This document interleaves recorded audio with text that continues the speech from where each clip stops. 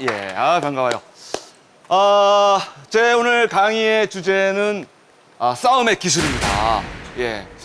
제가 이윤석이가 싸움의 기술에 대해서 강의를 한다는 얘기 처음 들었을 때 솔직하게 어떻게 생각을 하셨는지. 예. A. 웃기다. 웃기다. 질 것 같다. 그래요. 제가 생각해도 참 같지 않습니다, 사실.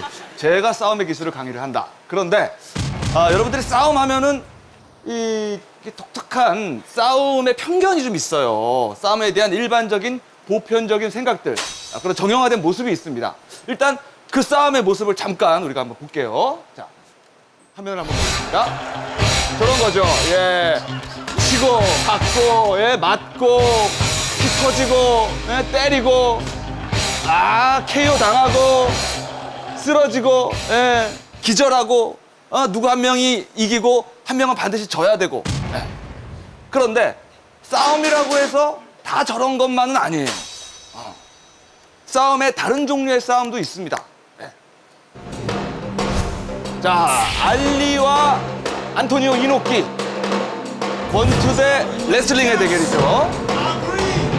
서로 뭐 도발을 합니다. 처음에는 김구라 씨 원조턱이죠, 저분이. 네. 자, 그런데 경기에 들어가니까 이노키가 계속 저렇게 바닥에 누워 있습니다. 예. 근데 저게 반칙이 아니에요, 반칙이. 예. 경악을 하죠. 알리가 권투 선수인데 연기가 좋아요, 그죠? 예. 자, 무슨 얘기냐? 레슬링에서는 누워서 공격을 하고 방어를 하는 게 가능하다라는 거죠. 근데 싸움하면은 꼭 권투의 이미지만을 생각을 합니다. 반드시 때려야 되고, 반드시 맞아야 되고, 피를 흘려야 된다. 그래서 제가 오늘 하고 싶은 얘기는 싸움의 정형된 편견을 버리자. 싸움의 룰을 한번 깨보자. 이런 얘기입니다. 저는 이렇게 사람들하고 맞상대를 사실 잘 못해요. 예. 속에 있는 말을 잘 못합니다. 그래서 프로그램 섭외가 오거나 CF가 들어와도 출연 협상을 하거나 뭐 출연을 하겠다 말겠다 결정을 제가 스스로 잘 못해요. 그러면 제 대신에 경서이가 나서서 이 프로그램은 저희 컨셉과 맞지 않습니다. 죄송하지만 다음에 하겠습니다. 라든지 CF라면 저희가 이렇게 바꾸는 못합니다. 예. 한 5만 원 더 주시죠. 뭐 이런. 예. 그리고 제가 나서지 않아도 뭐 출연료가 얼마인지 확인하지 않아도 정확히 똑같이 경서이가 나서서 항상 협상을 해줬어요. 내가 하면 더 잘할 것 같아. 근데 이제 지금 생각해보면 출연료 확인을 해볼 걸 뭐 이런 생각은 좀 들긴 하는데 어쨌거나 만약 저처럼 내가 좀 싸움은 약하다, 말다툼이 좀 약하다 하는 사람은 나 말고 내 대신에 대신 싸워줄 누군가 내 편을 만들면 됩니다. 내가 가만히 있어도 대신 싸워줄 내 편. 저는 그런 사람들이 주위에 많아요. 일단 여러분들 아시겠지만 이경규 형님. 예. 그분하고 같이 있으면 제가 싸울 일이 없습니다. 저번에도 저 식당에 갔는데 그 닭볶음탕을 시켰는데 맛이 그냥 볶음이 아니라 그냥 닭탕이에요. 맛이 너무 싱겁고 맛이 없어요. 그래서 이걸 어떻게 해야 되나 고민하고 있는데 하필 또 그때 주인 아주머니가 오셔가지고 저하고 경규 형님한테 맛있어요? 물어봐요. 저는 어떻게 대답을 해야 되나 고민하고 있는데 경규 형님이 맛없어요. 너무 싱거워. 이렇게 해서 뭐 영업이 되겠습니까? 했더니 뭐 고추장 양념도 넣고 조금 더 익혀주기도 하고 그래서 결국은 맛있게 해주더라고요. 자, 그리고 룰을 바꾸는 예들은 너무나 많습니다. 이제 방송계의 예를 짧게 들자면 예전에 그 김국진 형님이 김용만 씨하고 히트를 쳤던 칭찬합시다라는 프로그램도 예능은 그냥 웃기면 된다, 코미디만 하면 된다, 재밌으면 된다라는 생각을 했는데 과감하게 공적인 영역에서 공익에 도움이 되는 일을 확장해보자. 기본적인 룰과 법칙을 깬 거거든요. 제가 프로그램을 은근히 잘하거든요. 그러면 사람들이 좋아해 줍니다. 1박 2일 마찬가지죠. 사실은 아무리 많이 찍어도 사생활은 보호해줬어요, 그동안은. 그런데 아니다. 이제는 먹고 자고 입고 이런 모든 사생활까지 한번 촬영해보자. 룰을 깬 거예요. 그랬더니 사람들이 또 재밌어하죠. 남자의 자극도 마찬가지입니다. 예능은 젊고 감각이 좋고 힘 좋을 때 해야 된다. 아니다. 우리 40대로 한번 가보자. 예. 과감하게 그 나이에 틀을 깼습니다. 깨면은 싸움에서 승리는 안 하더라도 최소한 지지는 않아요. 그리고 일본의 아오모리현이라는 곳에 가보면 사과를 굉장히 많이 농사를 짓습니다. 근데 그 해에는 폭풍이 세게 몰아쳤어요. 90%의 사과가 떨어졌습니다. 다 망했다고 걱정을 하고 있을 때 한 농부가 생각을 했죠. 자, 그 거센 폭풍에도 살아남은 10%의 사과, 절대 떨어지지 않는 사과, 시련이 있어도 굴복하지 않는 그런 사과가 지금 딱 10%만 남아있다. 비싼 가격에 내놨어요. 그랬더니 팔리더라는 거죠. 수험생 부모님들이 떨어지지 않는 사과라는 부적 같은 의미로 거기다가 부여를 해서 많이 팔렸어요. 싸움의 규칙, 시장의 규칙, 생각의 규칙을 조금만 바꾸면 불행이 와도 혹은 내가 좀 약해도 내가 좀 불리해도 항상 방법은 생기기 마련이다. 근데 이제 솔직히 고백을 하면 이 싸움의 룰을 깨라 적용되지 않는 부분도 사실은 있습니다. 제가 결혼을 해보니까 부부싸움에서는 이게 통하진 않아요. 1대1 싸움만 싸움이 아니다. 다른 사람 누구 싸움에 끌어들여라. 만약에 처가댁이나 친정이나 이런 쪽을 끌어들이잖아요. 싸움만 커집니다. 룰을 깨라. 부부싸움이 주로 말싸움인데 그 룰을 깨보겠다고 말 말고 다른 걸로 싸우면 바로 고소가 들어가요. 아내가 혹은 여자친구가 말을 막 화가 나서 쏟아낼 때 가끔 저건 아닌데 싶어가지고 이렇게 욱 올라올 때가 있습니다. 그래서 그걸 못 참고 한마디 하다 보면 또 그게 말꼬리가 이어져가지고 막 길어져요. 그럴 때는 쉽고도 어려운 방법인데 말의 내용 말고 그녀가 말하는 태도, 말의 형식, 말하는 폼새를 우리가 들어주면 돼요.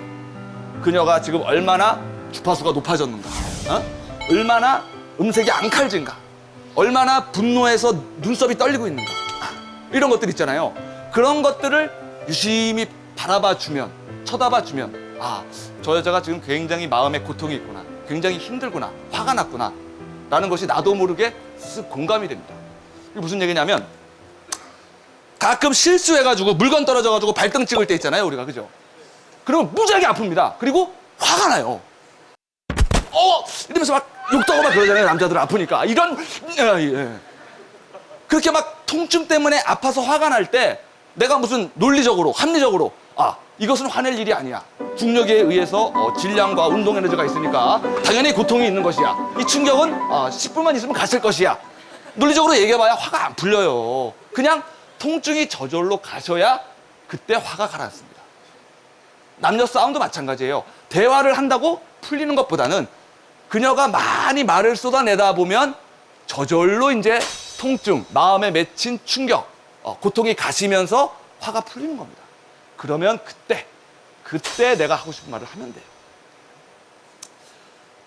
또 하나, 여성과 대화할 때는 무슨 여성 전문가 같은데 이러니까 내가 하고 싶은 말도 좋지만 상대방이 듣고 싶어하는 얘기를 하는 게 좋습니다. 저도 이제 신기생전이라는 드라마를 와이프랑 같이 보는데 이상하게 우리 와이프는 자꾸 그 여자를 욕해요. 뭐 여우짓 한다, 뭐 남자 홀린다. 저는 막 기생이 될 수밖에 없는 그 여자가 너무 막 안타깝고 막 마음이 아프고 불쌍해 죽겠는데 그때 그 얘기를 하면은 그때부터 또 말싸움이 시작되거든요. 그래서 저의 본심을 감추고 아유 저런 여우 같은 이러면서 와이프 편을 싹 들어줍니다. 그런 거 보면 우리 와이프 같이 좋은 여자도 없어 뭐 이렇게 쓱 한번 좀 던져주고 그러면 와이프가 이렇게 웃으면서 오렌지를 깎아오죠.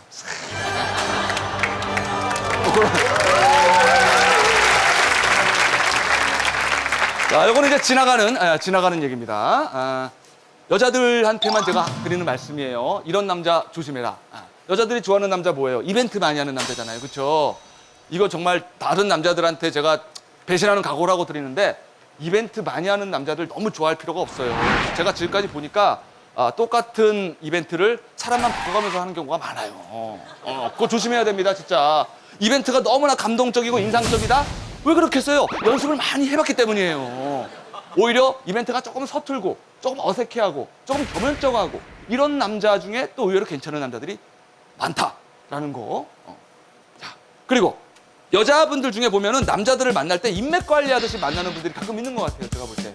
요즘 용어로 하면 이제 어장 관리라고 그러죠. 어장 관리. 근데 제가 어장 관리하는 여자분 치고 결혼 뭐 잘했다라는 경우는 많이 못 본 것 같아요. 그게 과학적으로도 사실은 이미 다 검증이 돼 있습니다. 사람을 만날 때는 그 사람의 정보, 뭐 스펙, 이것도 중요하겠지만 남녀가 만날 때, 남녀가 사귈 때, 남녀가 사랑할 때는 여러 사람의 정보들을 보고 만나는 게 아니라 한 사람의 여러 면을 봐야 되는 거라고 생각을 해요. 근데 어장 관리하는 분들이 그걸 착각을 해요. 여러 사람을 보면은 그 중에 좋은 사람을 고를 수 있겠지. 그거는 이제 물건일 때 그렇고, 사람일 때는 여러 사람 중에 한 명을 고르는 것이 아니라 한 사람을 먼저 골라서 그 사람의 여러 면을 살펴봐야 한다.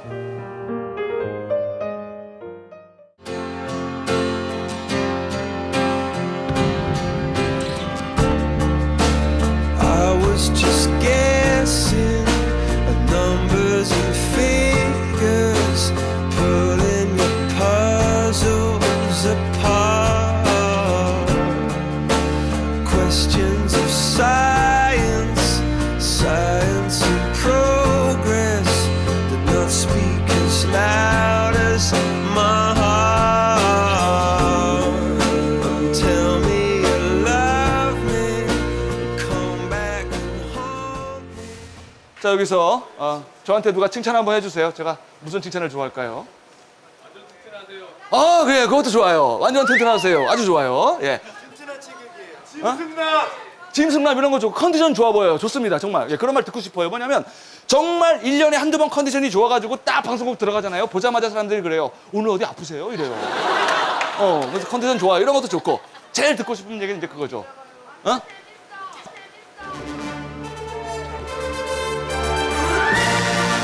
으아! 그 제일 좋아하는 말이야. 오빠 의외로 웃겨요. 그러면 저 너무 좋아요. 예. 싸움 얘기를 하고 있는데 제일 좋은 건 뭐겠어요? 싸움을 방지하는 기술이겠죠. 그죠? 싸움을 안 하는 기술. 예. 싸움을 막는 기술. 그것 중에 제일 좋은 건 뭐냐? 칭찬이라고 합니다. 칭찬. 예. 자, 여자분들이 가장 좋아하는 칭찬이 뭘까요? 아, 그래요. 맞아요.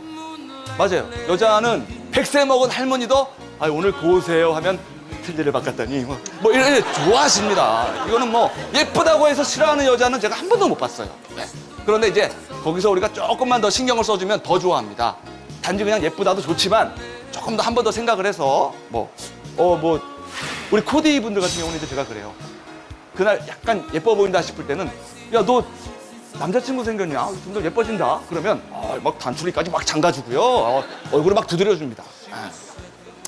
그리고 남자들 같은 경우는 이제 그런 얘기 해주면 좋아요. 뭐 남자답다 이런 얘기하면 좋아하고, 오빠 운전 잘한다. 그러면 막 뒤로 돌릴 때 난리 납니다. 이런 거 하고 막 탁탁탁탁 하고 막 비도 안 오는데 와이퍼 막 왔다 갔다 막 하고 막 운전 잘한다 그러면 웬만한 남자들은 좋아해요. 자, 근데 이제 칭찬할 때도 이제 조심할 게 조금 있습니다. 전혀 싹수도 없는데 그냥 칭찬을 위해서 거짓말을 한다든지, 혹은 단점을 먼저 얘기하고 그리고 장점을 들춰낸다든지 이러면 별로 좋지가 않아요. 여자분이 막 오늘 너무나 컨디션이 최하고 눈에 막 다크서클 내려오고 얼굴에 막 뾰루지 나고 막 김이 올라오고 있는데 오늘 예쁜데 그러면 뼈 안 맞아요. 그럴 때는 그냥 칭찬을 참는 게 낫습니다. 그리고 또 뭐 그런 거 있잖아요. 뭐 키 작으면 어때? 너 뭐 얼굴이 예쁘잖아. 뭐 이런 거 있잖아요. 야, 뭐 뚱뚱하면 어때? 넌 발이 예쁘잖아. 뭐 이런 거 있잖아요. 그냥 앞에 뭐뭐면 어때는 빼세요. 그리고 뒤에 칭찬만 하면 됩니다. 칭찬은 이 사람에 대한 애정과 관심이 있어야 됩니다. 그냥 허투루 꾸며낸 칭찬은 상대방이 다 느껴요. 내 주위의 사람들한테 이렇게 관심을 주다가 그 사람이 정말 듣고 싶어하는 말이 딱 들어맞을 때, 그러니까 아무 때나 하지 말고 저 사람이 참 저런 얘기를 듣고 싶어하는 것 같은데 하면서 애정을 주고 관심을 주고 기다리다 보면 반드시 그 칭찬을 해줄 날이 반드시 와요. 항상 관심과 애정을 좀 가져줘라. 그리고 또 처음 생각나는 칭찬은 웬만하면 안 하는 게 좋아요. 김태희 씨 같은 경우 예쁘세요. 그러면 물론 좋겠지만 조금 지겹습니다. 너무 지적이세요. 그래도 조금 아마 지겨워하실 거예요. 제 생각에 김태희 씨 같은 경우는 지난번에 그 마이 프린세스 보니까 연기의 페르소나가 느껴졌습니다. 뭐 이런 거 있잖아요. 예. 얼굴이 되게 예쁘셨구나. 연기에 몰입해가지고 제가 그때 그때는 얼굴을 잘 못 봤어요. 뭐 이런 얘기하면 연기력 인정 뭐 이런 느낌. 예. 자, 한 번씩 한번 연습을 해봅시다. 김구라 씨 같은 경우는 무슨 얘기 해주면 좋아할까요? 턱 작으세요? 김구라 씨 같은 경우는 형 알고 보면 참 형이 인간미가 있어요. 이 또라이 하냐? 이런 얘기하면 굉장히 좋아해요. 본인이 듣고 싶은 나만 알고 있고 사람들이 잘 모르고 있는 것들. 서경서 씨 같은 경우는 그런 거예요. 경석이 너 의외로 참 허술해. 너 의외로 헛똑똑이야. 이런 얘기하면 싫어하지 않습니다. 다들 똑똑하지만 알고 있거든요. 하지만 나는 그렇게 똑똑하지 않다는 걸 본인은 알아요. 그거를 짚어낼 줄 알면 좋아하지. 김국진 형 같은 경우는 이제 형은 참 터프하고 형 참 짐승남이야. 생각보다 몸이 튼튼하다는 사실을 그러면 그렇죠. 내가 뭐 이런 거 좋아합니다. 네. 그러면 저는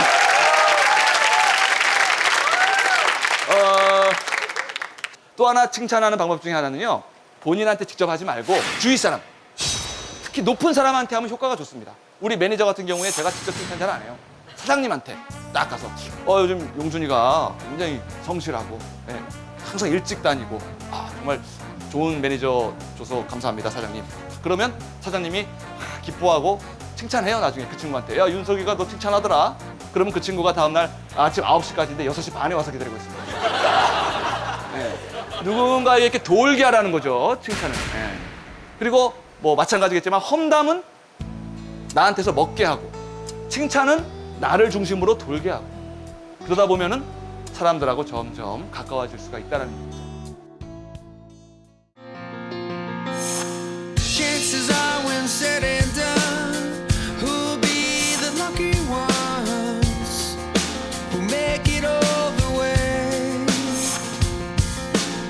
Though you say I could be your answer, nothing lasts forever, no matter how it feels. 요즘 뭐 20대가 아주 힘든 시대인데 제가 조금 무모한 주장을 하려고 합니다. 제가 어렸을 때 이제 특강을 들으면 거의 다 그런 얘기를 했어요. 좋아하는 일을 하세요. 그래야 후회 안 합니다. 좋아하는 일을 하세요. 인생을 저지르세요. 꿈을 펼치세요. 물론 뭐 틀린 말은 아니죠. 근데 제 생각엔 제가 좋아하는 일과 내가 잘하는 일이 다를 때가 있어요. 그때는 어떻게 해야 되느냐? 그때도 과연 내가 좋아하는 일을 하는 게 정답일 것인가? 저는 약간 고민이 됐습니다. 좋아하는 일을 했다가 실패하면 어떡해요? 그리고 사실 제 주위에 그런 분들이 적지 않거든요. 예를 들면 그런 거죠. 김구라 씨 같은 경우도 개그맨이지만 김구라 형 같은 경우 뭐 연기도 많이 하고 뭐 꽁트도 많이 했지만 자기가 잘하는 걸 해서 결국 떴어요. 욕해서 떴어요. 그 형 욕을 아무도 못 따라갑니다. 같은 욕을 해도 발음도 정확하고 톤이 정확해요. 그 욕엔 그 톤을 써야 되는데 그 톤이 나와요. 이 미친놈이네? 막 이러고. 이 새끼 아니야? 막 이러니까. 잘하는 걸 해야 됩니다. 그리고 저도 마찬가지예요. 저는 사실 처음에 개그맨 데뷔했을 때 지적인 개그, 뭐 똑똑한 개그, 막 이런 개그를 하고 싶었어요. 근데 나중에 알았어요. 내가 잘하는 건 몸개그예요, 몸개그. 넘어지고 막 비슬비슬대고.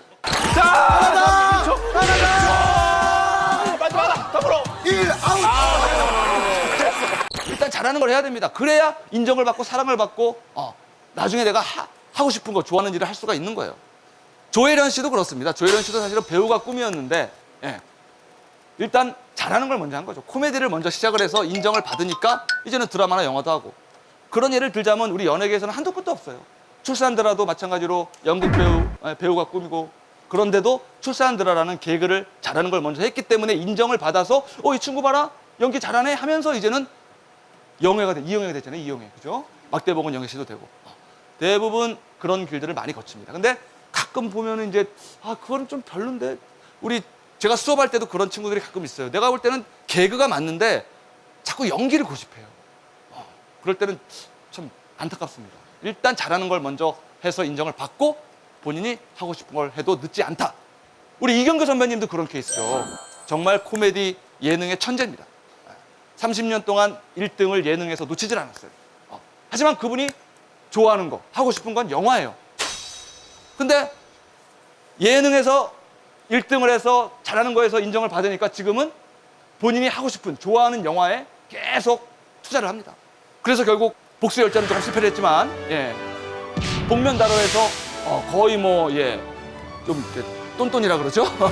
했고, 지금 준비하는 영화는 대박이 날지도 몰라요.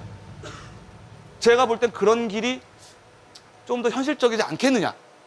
더 나아가서 바람직하지 않겠느냐. 만약 경경님이 코미디가 아니라 영화를 먼저 시작했다면 뭐 어떻게 될지는 모르겠지만 감히 누구도 그것을 가정할 수는 없지만 지금 모습이 난 참 보기가 좋다. 저는 저 혼자 데뷔했으면 아마 지금 이런 강의도 못할 거예요. 데뷔했을 때 제 옆에 서경석이라는 든든한 친구가 나타나줬기 때문에 그 친구 덕분에 한 3년 개그맨을 할 수가 있었어요. 그리고 이제 3년 같이 하면 이제 조금 지루해지거든요, 시청자들이 보기에. 그래서 그때 이제 분리를 했는데 힘들어졌죠. 근데 그때 나를 구해준 사람이 She's gone 하면서 김지수 씨가 딱 나타났어요. 허리케인 불러라고.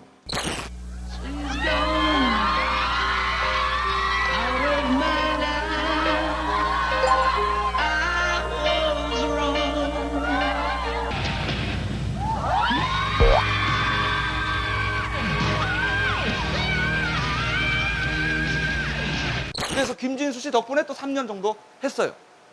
그리고 또 힘들어졌죠? 그때 또 누가 나타나느냐?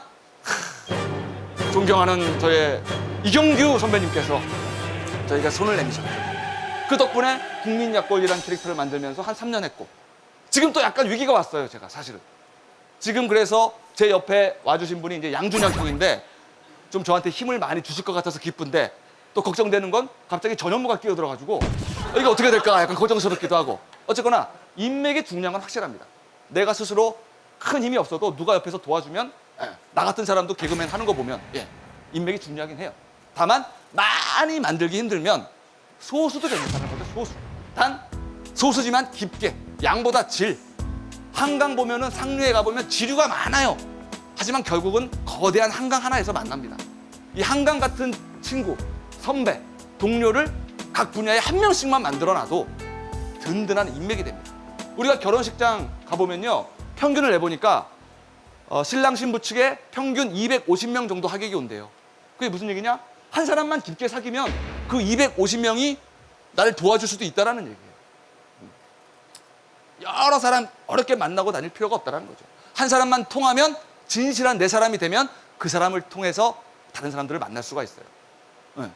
그래서 저 같은 경우도 이제 영화 업계에 있는 분들을 좀 이렇게 만나고 싶으면 경경님을 통하면 그래도 많이 만날 수가 있고 주식을 좀 해볼까 싶을 때는 경석이 등을 툭 치면은 요즘 주가가 말이야.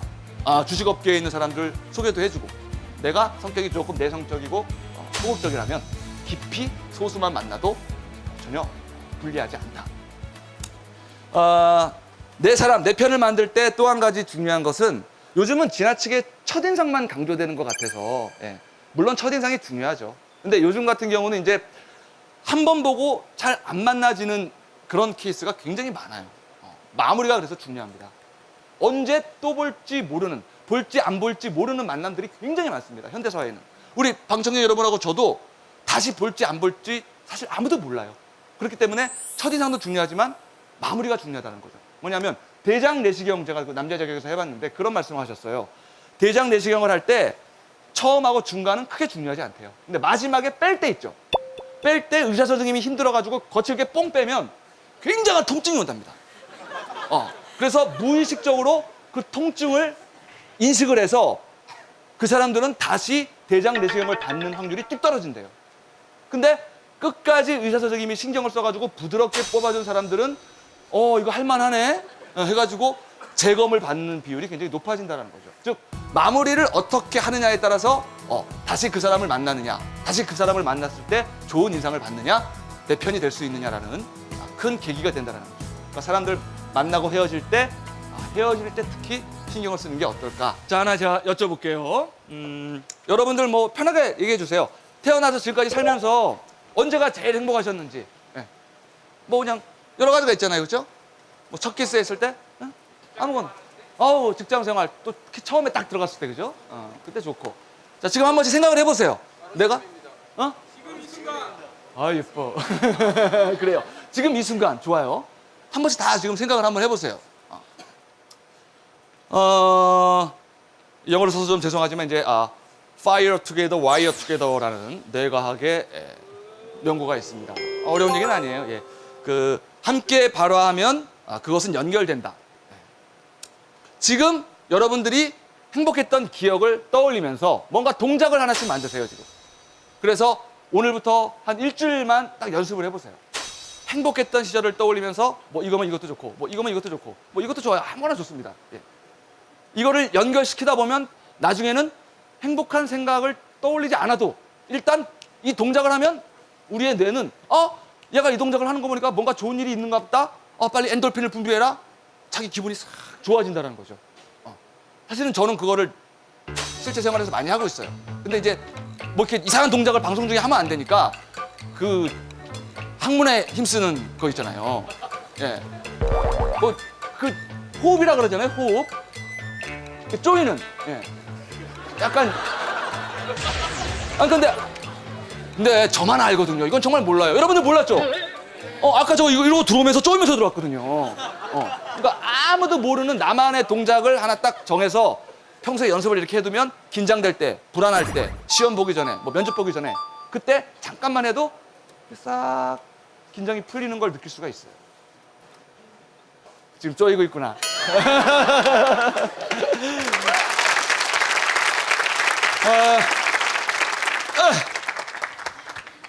미안합니다.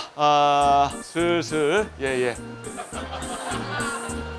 슬슬 링거가 필요한 시간이 오고 있어요.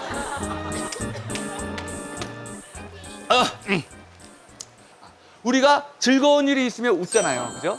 그런데 거꾸로 우리가 이렇게 웃고 있으면 우리의 뇌는 이게 밖에서 일어난 일인지 내가 만들어낸 건지 모른다 그래요. 일단 웃고 있으면 근육이 웃고 있네라는 신호가 뇌에 들어가면서 아이쿠야 뭔가 좋은 일이 있나 보다. 얘가 웃고 있으니까 일단 엔돌핀을 분비하자. 기분 좋게 만들어주자. 이런 작용을 한다 그래요. 그 원리를 내가 언제 깨달았냐면 저도 모르게 아침에 이렇게 양치질을 하려고 딱 섰는데 웃고 있더라고요. 제가 이렇게 양치질을 하려고 이렇게 입 닦아야 되면 입 벌려야 되니까. 그래서 거울을 보니까 내가 웃고 있어요. 뭔가 웃고 있다? 따라 웃어라. 따라 웃는 거고. 그러면 또 웃다 보면 얘가 웃고 있네? 기분 좋으리 있나보다? 기분 좋게 만들어주자 해서 흐뭇해진다는 거죠. 아침에. 자, 그래서 내일 아침에 양치질을 할 때 자, 이렇게 해가지고 닦기 전에 거울을 보면서 웃고 있네. 치카치카치카 하면 마음도 반짝반짝해지고 치아도 반짝반짝해질 겁니다. 네, 반짝반짝. 반짝반짝. 네. 그죠.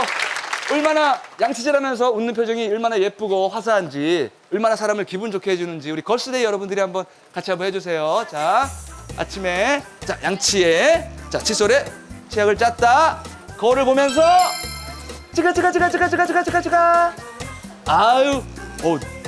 그냥 걸스데이는 그냥 봐도 기분이 좋네요. 어쨌거나 여러분들도 아침에 양치질할 때 한 번씩 미소 지어주세요. 그러면 아마 생각보다 하루가 잘 풀릴 거예요. 사실 제가 뭐 얼마나 오래 살았다고 또 뭐 얼마나 똑똑하다고 막 이런 강의를 하면서 이렇게 해라 뭐 저렇게 해라 그러겠어요. 그렇죠? 그리고 오늘 사회까지 했을 때 강사분들 얘기를 들어봐도 상충되는 얘기들이 굉장히 많아요. 일단 저질러라 하는 분들도 많고 저는 뭐 잘하는 걸 해라 이런 분들도 있고. 요번 그 강의뿐만 아니라 다른 강의를 가보면 또 정반대되는 얘기를 합니다. 사람들이. 책을 봐도 마찬가지예요. 다 다른 얘기를 합니다. 사람들마다 다 달라요.